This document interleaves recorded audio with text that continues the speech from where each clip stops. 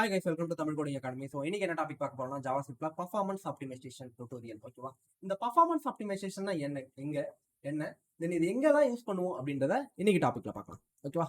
So avoiding first நம்ம பார்க்க போறது எக்ஸசிவ் டோம் மேனிபுலேஷன். ஓகேவா? ஒரு டோம் மேனிபுலேஷனை எக்ஸசிவா நம்ம என்ன பண்றது, பண்ணாம எப்படி அவாய்ட் பண்றது அப்படின்றது. In this example, we comparing an inefficient way and an efficient way to update a content of the element. அப்ப ஒரு எலமெண்ட் இருக்கு, டாம்ல நம்ம என்ன பண்ண போறோம், அதை போயிட்டு சேஞ்ச் பண்ண போறோம். Okay, so document dot get element by ID inner டெக்ஸ்டையோ ஸ்டைலையோ இல்லை இமேஜோட சோர்ஸையோ இல்லை ஏதாவது ஒரு கண்டென்ட்டையோ இல்லை புதுசா ஒரு எலமெண்ட்டையோ இல்லை எலமெண்ட்டை ரிமூவ் பண்றது அப்டேட் பண்றது இந்த மாதிரி விஷயங்களும் நம்ம பண்ணுவோம். ஓகேவா? ஸோ இந்த இடத்துக்கிட்ட நம்ம அதை இப்போ பண்ண போறோம். ஓகே, தென் இதுல என்ன ப்ரோ இன்எஃபிஷியன்ட் எஃபிஷியன்ட் அப்படின்றத இப்போ பார்க்கலாம். ஸோ சிம்பிள், இங்க the efficient way avoid manipulating DOM in a loop and reduce the number of reflows. So efficient வேல நீங்க திரும்ப திரும்ப திரும்ப நம்பர் ஆஃப் ரீஃப்ளோஸ் பண்றத என்ன பண்றோம், தடுக்க முடியும். ஓகேவா? ஸோ எப்படின்னு பார்க்கலாம். இந்த இடத்துக்கிட்ட இதுதான் எஃபிஷியன்ட் வே, இதுதான் இன்எஃபிஷியன்ட் வே. என்ன டிஃபரன்ஸ் இருக்கு? ஸோ இந்த இடத்துக்கிட்ட பாருங்க, சிம்பிள். இந்த இடத்துக்கிட்ட ஒரு டிவ் இருக்கு, இந்த இடத்துக்கிட்ட ஐடி மை எலமெண்ட் அப்படின்னு இருக்கு. ஓகே, ஸோ இன்சஃபிஷியன்ட் வேல just let I equal to 0 அப்படின்னு இருக்கு. இனிஷியலைசேஷன் 0ன்னு பண்ணிக்கிறேன். தென் ஐ இஸ் லெஸ் தென் 1000 அப்படின்னு கொடுத்துருக்கேன். ஓகே, ஐ வந்து 1000ஓட கம்மியா இருந்ததுன்னா எனக்கு ஐ பிளஸ் பிளஸ். ஓகேவா? ஸோ இது எத்தனை வாட்டிமா ரிப்பீட்டா எனக்கு டேட்டாவை கொடுக்கும்?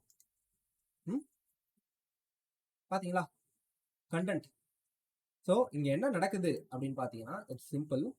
Okay, so document dot get element by ID. அப்போ இந்த document dot get element by ID my element அப்படில என்ன இருக்கும் அப்படின்னு பார்த்தீங்கன்னா இந்த என்டையர் டிவ் இருக்கும். இதில் இருக்க இன்னர் HTML நான் என்ன மாத்துறேன், ஸோ நியூ கண்டென்ட் அப்படின்னு நான் மாத்துறேன். ஸோ அப்படி மாற்ற சொல்ல எனக்கு டிவுக்குள்ள இங்கே டிஃபால்ட்டாக எதுவுமே இல்லை. அதுக்கப்புறம் எனக்கு என்ன இருக்குது, 1000 வாட்டி என்ன ஆகுது, எனக்கு இது ரெண்டர் ஆகுது.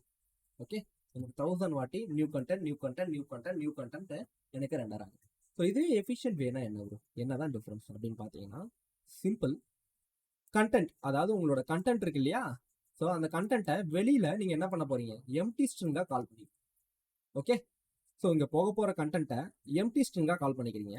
சேம் அதே தான், வேற எதுவுமே கிடையாது. இதுதான் எஃபிஷியன்ட் வே. இதுல என்ன ப்ரோ நடக்கும் அப்படின்னு பாத்தீங்கன்னா உங்களுக்கு பர்ஃபெக்டா 1000 டைம்ஸ்னா 1000 டைம் சிங்கிள் டைம் எக்ஸிக்யூட் ஆகும். ஓகேவா? ஸோ நீங்க இன்னும் எக்ஸ்பென்சிவ் கால்குலேஷன் கேச்சஸ்லாம் சேவ் பண்ணி பண்ணீங்கன்னா இதெல்லாம் வந்து ரொம்ப யூஸ்ஃபுல்லாக இருக்கும். அதை ரியல் டைமாக நீங்கள் பண்ண சொல்ல நீங்கள் அதை தெரிஞ்சுப்பீங்க. Okay, simple. பிஃபோர் தட் நான் என்ன பண்ணேன் அப்படின்னு பார்த்தீங்கன்னா இந்த இடத்துக்கிட்ட நான் நியூ கண்டென்ட் அப்படின்றத டேரெக்டாக என்ன பண்ணிடுங்க, அப்ரோச் பண்ணிடுங்க. கரெக்டா? இந்த வாட்டி நான் அப்படி பண்ணாமல் ஸோ நம்ம என்ன பண்ண போகிறோம் அப்படின்னு பாருங்க. So document dot get element by ஐடியை ஃபார் லுக்குள்ள டேரெக்டாக தூக்கி போட்டால் என்ன நடக்கும், இது என்ன பண்ணும், 1000 வாட்டி இதை போயிட்டு என்ன பண்ணும், கால் பண்ணும் டிவ. கரெக்டா?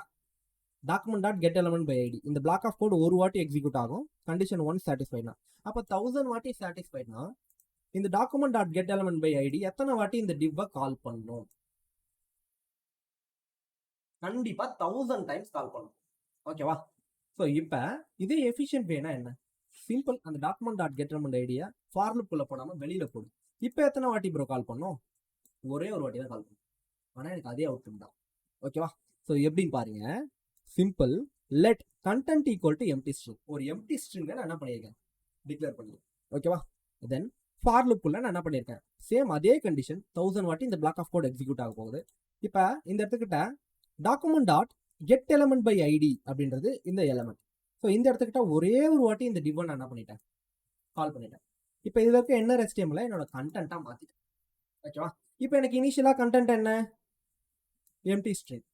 ஓகே, இந்த ஃபார் லூப் ஒரு வாட்டி ரன் ஆச்சுன்னா கண்டென்ட் என்ன, ஒரு கண்டென்ட். 2 வாட்டி ரன் ஆச்சுன்னா கண்டென்ட் என்ன, 2 கண்டென்ட். 3 வாட்டி ரன் ஆச்சுன்னா கண்டென்ட் என்ன, 3 கண்டென்ட். இதே மாதிரி 1000 டைம்ஸ் எக்ஸிக்யூட் ஆக போகுது இதுலயும். ஓகேவா?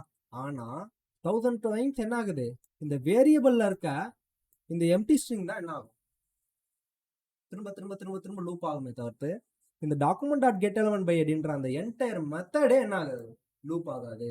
இது நீங்க உள்ள கொடுத்தீங்கன்னா என்ன நடக்கும் அப்படின்னு பாத்தீங்கன்னா இந்த டிவ் 1000 டைம்ஸ் கால் பண்ணும். சும்மா சும்மா போயிட்டு டோம்ல போய் நோண்டிக்கிட்டே இருக்கும். ஓகேவா? ஸோ ஒரு டோம்ன்றது ஒரு ஸ்ட்ரக்சர். ஓகே, சும்மா சும்மா அதை போயிட்டு நோண்டிக்கிட்டே இருந்தீங்கன்னா கண்டிப்பா கிராஷ் ஆகும். சரி, ஓகேவா? இது 1000 டைம்ஸ்லாம் போச்சு, 5 lakhs டைம்ஸ் கொடுத்தீங்கன்னா என்ன பண்ணுவீங்க, ஓகேவா? அப்படி யாரும் பண்ண மாட்டீங்க. ஸோ ஒரு சில பேர் பட்டனை சும்மா அழுத்த மாட்டாங்க, டக்குன்னு அழுத்துவாங்க. ஓகேவா? அது சின்ன டேட்டா இருந்தால் பரவாயில்ல, ஒரு 1 lakh டேட்டா நீங்கள் பேக் எண்ட்லேருந்து கெட் பண்ணுறீங்க. அப்போ டக்குன்னு அழுத்துனீங்கன்னா நினச்சி பாருங்க என்ன நடக்கும். 3 ரெக்வஸ்ட், 4 ரெக்வஸ்ட், 5 ரெக்வஸ்ட் போயிட்டே இருக்கும். ஓகேவா? ஸோ இந்த மாதிரிலாம் இருக்கக்கூடாது. ஓகே, ரெக்வஸ்ட் போகிறது கூட பிரச்சனை இல்லை, அது டாமில் போயிட்டு செட் பண்ணுவது அது அதோட பெரிய பிரச்சனை. ஓகேவா? ஸோ இந்த மாதிரி ஒர்க் ஆகும், இல்லைன்னு சொல்லலை. ஸோ எல்லாருமே வந்து பர்ஃபார்மன்ஸ் கம்ப்யூட்டர் வச்சிருக்காங்களா அப்படின்றது கிடையாது. ஸோ ஹேங் ஆகும் இல்லையா, அதுதான் பர்ஃபார்மன்ஸ். ஸோ ப்ரௌசரோட நம்மளோட பேஜ் ஹேங் ஆகாமல் இருக்க, ஸோ டேட்டாவை ஆப்டிமைசேஷன் எப்படி பண்றது அப்படின்றதுக்காக தான் இந்த எஃபிஷியன்ட் இன்எஃபிஷியன்ட் வே இருக்கு.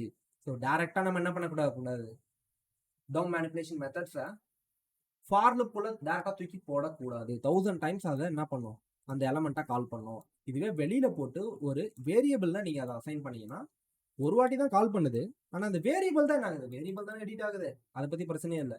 ஓகேவா? ஸோ அங்க இருக்க வேரியபிள் தான் திரும்ப லூப் ஆக போகுது, அவ்வளவுதான். ஸோ இதே மாதிரி ஆப்டிமைசிங் லூப்ஸை நம்ம எப்படி பண்ணலாம், ஆப்டிமைஸ் பண்ணலாம். Especially when the length of the loop is repeatedly calculated. ஒண்ணுமே இல்லை, சிம்பிள். இந்த இடத்துக்கிட்ட பாருங்க, அதே தான் இங்க ஒரு அரே இருக்கு. ஓகேவா? இந்த அரேவோட லென்த் எத்தனை அப்படின்றது நமக்கு எப்ப தெரியும், ஒன்ஸ் இந்த கண்டிஷன் சக்சஸ் ஆகும் போது அரே டாட் லென்த்தை ரீட் பண்ணும். இந்த அரே டாட் லென்த்தோட வேல்யூ என்ன, 1 2 3 4 5.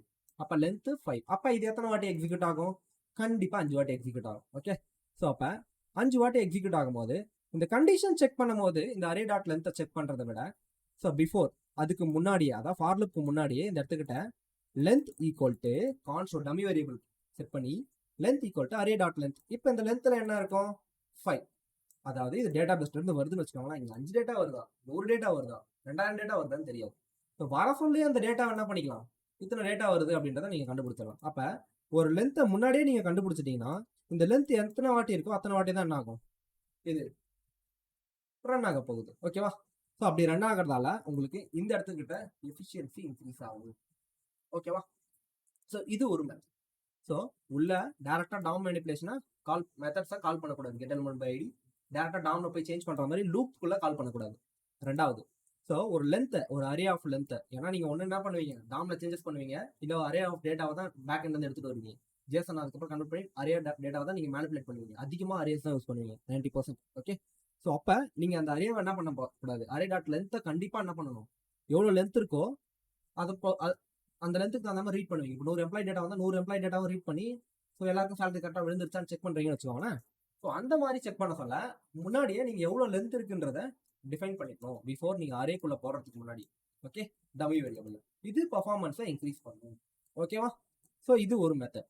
So in efficient way caching the length of the array outside the loop. லூப்புக்கு முன்னாடியே நம்ம என்ன பண்ணுறோம், அரேவோட லென்த் கால்குலேட் பண்ணிக்கிறோம், avoiding the calculation of each iteration. So ஒரு வாட்டியும் என்ன பண்ணும், எனக்கு இந்த அரேல போயிட்டு லென்த் எவ்வளோன்னு செக் பண்ணும். ஓகே சார், 5 டேட்டா இருக்கு, பிரச்சனையே இல்லை, ஈஸி தானே, செக் பண்ணிட்டா முடிஞ்சிருச்சு அப்படின்னு நீங்க நினைக்கலாம். ஓகே, இந்த இடத்துல 1 lakh டேட்டா இருக்கு. இது ஒரு வாட்டியும் கண்டிஷன் செக் பண்ண சொல்ல, ஒரு வாட்டியும் 1 lakh டேட்டாவை என்ன பண்ணும், லென்த் செக் பண்ணும். பரவாயில்லையா, வேண்டாம் இல்லையா? அதனாலதான் ஸோ நீங்க என்ன பண்ணணும், ஸோ லூப்புக்கு மேல அரே டாட் லென்த்தை கால்குலேட் பண்ணிக்கணும். ஓகேவா? சிம்பிள். ஸோ இந்த இடத்துக்கு மல்டிபிள் டேட்டா இருந்தா ஒரு வாட்டியும் இந்த பிளாக் ஆஃப் கோட் எக்ஸிக்யூட் ஆக சொல்ல, ஆஃப்டர் தட் இந்த கண்டிஷன் செக் பண்ணும். ஒரு வாட்டியும் இந்த கண்டிஷன் செக் பண்ண சொல்ல அரே டாட் லென்த் என்ன பண்ணும், இதை செக் பண்ணும். அப்ப ஒரு வாட்டியும் அரே டாட் லென்த்தை செக் பண்றதுக்கு பதிலாக ஒரு வாட்டி நான் செக் பண்ணிட்டேன்னா, ஓகே, அதுக்கப்புறம் உன் பக்கமே வரமாட்டேன் அப்படின்ற மாதிரி இந்த லென்த்ல ஒரு வாட்டி செக் பண்ணி அந்த டேட்டாவை நான் ஸ்டோர் பண்ணிட்டேன். திரும்பியும் அதை நான் செக் பண்ணணும்னு அவசியமே இல்லை, அதான் டேட்டா இருக்கே, அப்புறம் எதுக்கு நான் செக் பண்ணணும் அப்படின்ற மாதிரி டேரக்டா இந்த இருக்க வேல்யூவை என்ன பண்ண போகுது, 5 இருக்கு போது அது வந்து டேரக்டா யூஸ் பண்ணும். இந்த லென்த்ல என்ன இருக்கும், இப்ப 5 இருக்கு போகுது, அவ்வளவுதான். ஓகேவா? சிம்பிள். இது ஒரு ஆப்டிமைசேஷன். ஓகே, ஸோ மூணாவதா கேச்சிங் எக்ஸ்பென்சிவ் ஆப்ரேஷன். இந்த எக்ஸ்பென்சிவ் ஆப்ரேஷன்னா என்ன ப்ரோ அப்படின்றத பார்க்கலாம். இந்த expensive operation can impact performance if repeatedly execute.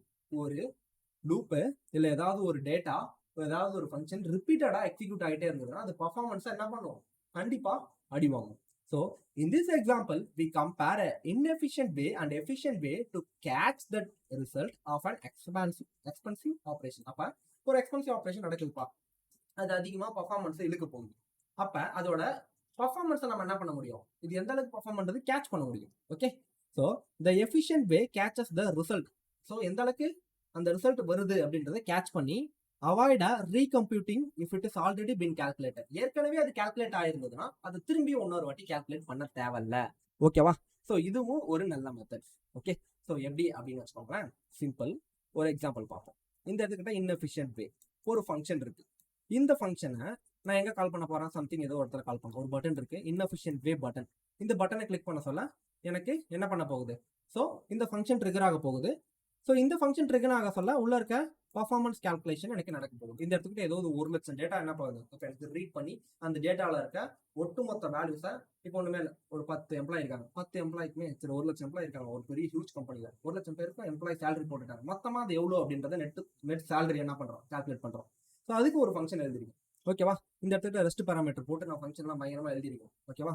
So எழுதிட்டு ஸோ இப்போ அந்த டேட்டா எக்ஸ்பென்சிவ் கால்குலேஷன் கண்டிப்பாக அதை நான் திரும்பி கால்குலேட் பண்ணுவேன் அப்படின்ட்டு கண்டிப்பாக பண்ணலாம் இல்லையா? ஒரு வாட்டி பண்ணிட்டா திரும்பி அதை பண்ண வாய்ப்பு இருக்கு. அதனால ஸோ இந்த இடத்துக்கிட்ட நான் பர்ஃபார்மன்ஸ் ஒரு வாட்டி கால்குலேட் பண்ணும் போது என்ன பண்றேன்றதை கவனிங்க. So document dot get element by ID inefficient button add event listener click. அப்போ இந்த பட்டனை கிளிக் பண்ண சொல்ல இந்த இடத்துக்கிட்ட const value equal to calculate expensive value அப்படின்ற ஸோ ஒரு ஃபங்க்ஷன், இந்த ஃபங்க்ஷனை நான் கால் பண்றேன். அப்போ கால் பண்ண சொல்ல ஸோ இந்த ஃபங்க்ஷன் என்ன பண்ண போகுது? உள்ள ஒரு லாட் ஆஃப் டேட்டா லாஜிக் எழுதிருக்கு. நான் சொன்ன மாதிரி ஒரு 1000 எம்ப்ளாயி சேலரியா நெட் சேலரியா நீ என்ன பண்றீங்க? கால்குலேட் பண்றீங்க. அந்த மாதிரி லாஜிக் எழுதிருக்கீங்க. ஸோ கண்டிப்பா இது என்ன ரிட்டர்ன் பண்ண போகுது? அந்த வேல்யூவை திரும்ப எனக்கு ரிட்டர்ன் பண்ண போகுது. அந்த ரிட்டர்ன் வேல்யூவை நான் என்ன பண்ணுவேன்? வேல்யூல ஸ்டோர் பண்ணிப்பேன். இப்போ அதை நான் என்ன பண்ணிப்பேன்? கன்சோல் பண்ணிப்பேன், எடுத்து யூஸ் பண்ணிப்பேன், எடுத்து என்ன பண்ணுவேன்? டேட்டா பேஸ்ல ஸ்டோர் பண்ணிப்பேன், ஏதாவது யூஸ் பண்ணிப்பேன். ஓகே, தென் இங்க எஃபிஷியன்ட் வேனா இது எப்படி ப்ரோ இருக்கும்? சிம்பிள். ஸோ அதே மாதிரி ஒரு ஃபங்க்ஷன் தான் இங்க. If calculate expensive function catchy. Okay, இந்த கால்குலேட் எக்ஸ்பென்சிவ் ஃபங்க்ஷன் அப்படின்றது கால்குலேட் எக்ஸ்பென்சிவ் வேல்யூ அப்படின்றது என்னது? ஏற்கனவே அதை கால்குலேட் பண்ணிட்டோமா? கேட்ச் ஆயிருக்கா அப்படின்றத செக் பண்ணுறோம். ஜஸ்ட் இங்கே பாருங்க, document dot get element by ID efficient பட்டனை கிளிக் பண்ண சொல்ல அதே ஆட் ஈவென்ட் லிசனர் அதே கிளிக் லிசன் பண்ணுது, அதே மாதிரி ஒரு ஃபங்க்ஷன் எக்ஸிக்யூட் பண்ணுது. இந்த இடத்துக்கிட்ட என்ன பண்ணுது? இந்த இடத்துக்கிட்ட வேல்யூ கால்குலேட் எக்ஸ்பென்சிவ் வேல்யூ, அதாவது 1000 டைம் அந்த எக்ஸ்பென்சிவ் வேல்யூ ஃபங்க்ஷனை நான் போயிட்டு கால் பண்ணுறதுக்கு பதிலாக ஸோ ஏற்கனவே இந்த இடத்துல if calculate expensive value dot catchy இல்லைன்னா, ஓகே நாட் ஆப்ரேட்டர் இருக்கு, இல்லைன்னா ஏற்கனவே கேட்சி இல்லைன்னா perform expensive calculation. Okay, so ஒருவேளை ஏற்கனவே அதை நான் கால்குலேட் பண்ணி வச்சிருந்தேன்னா அப்போ என்ன பண்ணணும்? Return calculate expensive value dot cache. கேட்சின்னா என்னது? ஏற்கனவே கால்குலேட் பண்ண வேல்யூவை நம்ம யூஸ் பண்றோம். அப்போ ஒரு ஃபங்க்ஷன் ஒர்க் ஆகுதுன்னா, ஒரு பெரிய டேட்டாவை லோட் பண்ணுது அப்படின்னா அந்த ஃபங்க்ஷனோட ரிட்டர்ன் வேல்யூ நம்ம ரிட்டர்ன் போட்டு அதை என்ன பண்ணிப்போம்? சம்திங் ஸ்டோர் பண்ணிப்போம். ஓகே, ஸோ திரும்பியும் அது தேவைப்பட்டதுனால நம்ம என்ன பண்ணுவோம்? அதை கேட்சியை கொடுத்து யூஸ் பண்ணிப்போம். ஓகேவா? ஸோ அவ்வளோதான், சிம்பிள். ஓகே, ஸோ இந்த ரியல் டைமாக நம்ம பண்ண சொல்ல உங்களுக்கு நல்லா தெளிவாக புரியும். இந்த கான்செப்ட் தெளிவாக இருந்தால் every thing is simple. Concept புரியலன்னா எவ்ரி திங் இஸ் காம்ப்ளெக்ஸ். ஓகேவா? So simple. இந்த இடத்துக்கிட்ட ஒரு மல்டிபிள் டேட்டாவை நம்ம லோட் பண்றோம், அதை ஒரு வேரியபிளா ஸ்டோர் பண்றோம், ரிட்டர்னும் கொடுத்துருவோம் அந்த ஃபங்க்ஷன்ல இருந்து. அப்ப திரும்பியும் அதை நான் பண்ணேன், அந்த ஃபங்க்ஷனை திரும்பியும் நான் பண்றேன், உடனே நான் பண்றேன் அப்படின்னா பண்ண தேவையில்ல. ஏற்கனவே அவுட்புட் இருக்கே, அந்த அவுட்புட்டை டேரக்டா கால் பண்ணிக்கிறேன். ஒரு இஃப் வச்சு செக் பண்ணிக்கிறேன், ஏற்கனவே அந்த ஃபங்க்ஷனை நீ கால் பண்ணியிருக்கியா? அப்ப கால் பண்ணியிருந்தா அந்த அவுட்புட் ஏற்கனவே டேட்டா பேஸ்ல ஸ்டோர் ஆயிருக்கும், இல்ல ஏற்கனவே எங்கேயாவது ஸ்டோர் பண்ணிருப்பேன். அந்த வேல்யூவை எடுத்து நான் என்ன பண்ணிருக்கேன்? ரிட்டர்ன் பண்ணிக்கிறேன். அவ்வளவுதான், சிம்பிள். ஓகேவா? ஸோ இதுக்கு பேர் தான் என்ன அப்படின்னு பாத்தீங்கன்னா catching expensive calculation, expensive operations அப்படின்னு சொல்லுவாங்க. ஓகே, தென் ஸோ இதை தாண்டி டீபவுன்சிங் அண்ட் த்ரோட்டலிங் அப்படின்னு ஒரு மெத்தட் இருக்கு. ஸோ இந்த மெத்தடை நம்ம ரெகுலராக யூஸ் பண்ணுறோம். சிம்பிள். இது எப்படி ஒர்க் ஆகும் அப்படின்றத நான் சொல்றேன். Okay, debouncing and throttling are techniques to control the rate of function execution. அது என்ன ரேட் ஆஃப் ஃபங்க்ஷன் எக்ஸிகியூஷன்? ஒரு ஃபங்க்ஷன் எக்ஸிக்யூட் ஆக போகுதுமா? ஒண்ணுமே இல்லை. இந்த இடத்துல போயிட்டு நான் HTML சர்ச் பண்றேன். HTML சர்ச் பண்ண அடுத்த செகண்டே எனக்கு என்ன பண்ண போகுது? நேற்று ஒரு டேட்டா காமிச்சேன், நேற்று கிளாஸ் அட்டன் பண்ணவங்க தெரிஞ்சிருக்கும். ஒரு 1500 லைன் டேட்டால அந்த HTML என்ற டேட்டா எங்க இருக்கு அப்படின்ட்டு போய் செக் பண்ண போகுது. அப்ப 1500 லைன்ஸ் ஆஃப் டேட்டால இல்ல 1500 டேட்டா இருக்கு.